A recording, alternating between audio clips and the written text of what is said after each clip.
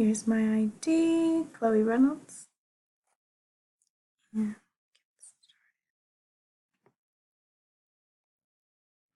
My name is Chloe Reynolds, and I will be talking to you today about the beauty of Egyptian art. It spans from beautiful pyramids to tomb art to wonderful statues that adorn temples all across the region. Egyptian canons were created because the Egyptians believed art was sacred and they needed to follow a certain proportion. So they were often used with grids to make sure that it followed all the rules that it needed to. The Palette of King Narmer is a great example of this. It uses something called the hierarchy of scale. You can see King Narmer is the largest person in the photo because he's the most important.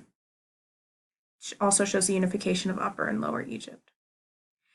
Pharaohs were depicted in artwork, and they always were supposed to have these pieces: a crown, a goatee, and an idealized body and face. Even the female pharaohs were shown as men.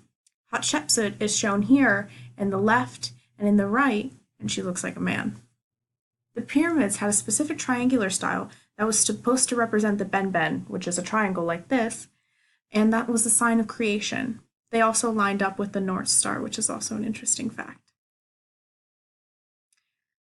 Common people in art were often made in stones like limestone, more common, and they weren't given idealized forms, and they were seated in a more casual way, doing normal things. So here a scribe is shown doing his daily work. The Egyptian mythos is vast. They have many gods, and they would occasionally sire children. The gods controlled all aspects of life and death, and were very often pictured in artwork. The gods in art were almost always shown as larger than normal people, unless they were pharaohs. But they always visited the pharaohs to give advice or if the pharaohs asked for a consultation. The Tomb of Ti is a great example of mythology because he's shown killing a hippo who symbolizes Set, who was a rival of Osiris. He was a trickster god, and to show him killing him was good for Osiris to see. Horus was constantly shown in art as with the pharaohs because the pharaohs were said to be descended from Horus. They sat on his throne and ruled long after he did. Rituals and burials were very sacred to the Egyptian people. Preservation was only for those who had a lot of money or who were very important. And they started out in the step pyramid of Djoser, which is a very important one, and something called a mastaba, which is an early pyramid.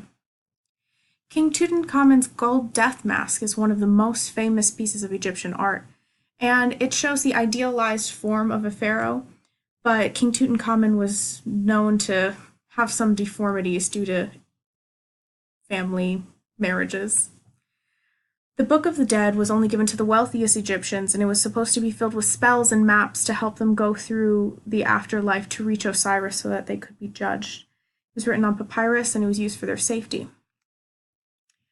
Tomb art in ancient Egypt was sacred as well. They also used grids to draw this, and it was supposed to please the gods in the afterlife, mainly Osiris, because he was the one who was supposed to be judging those when they passed on. Hunting scenes were also very important. It was to show that the people had a hobby, they had enough to eat. So they were always very colorful with fishing or killing exotic beasts. Egypt now.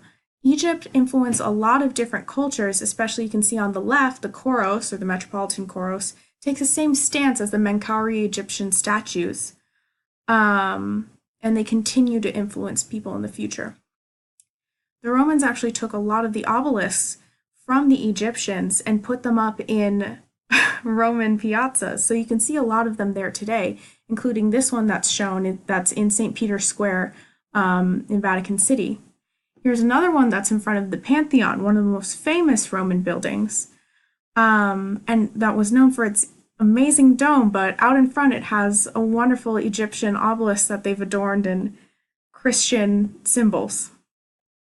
Egypt lives on today, and even closer than you think.